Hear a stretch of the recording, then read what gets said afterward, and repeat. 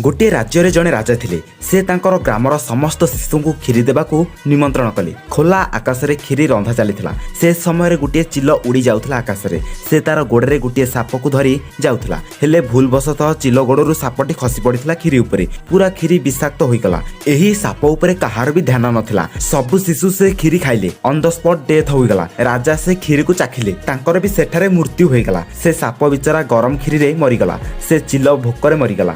एही समस्त आत्मा जाई पहुंचिले जमलोकरे। जमराज और चित्रगुप्त चिंता कले कर्म काहा खातारे लिखिबा, एठारे काहार भी भूल नहीं। सेठारु चित्रगुप्त स्वयं जमराज धरित्री को आसी अनुसंधान कले। गाँ बाहर गोटे दुकानी थिला। ताकू पचारिले गाँ को जीवाकू रास्ता एइटा तो? दुकान वालाटी कहला हाँ एई सेई रास्ता। हेले से गाँ को आपण जांतु नहीं, काहेकि सेठारे जणे राजा समस्त को घिरी देई मारी देउछंती।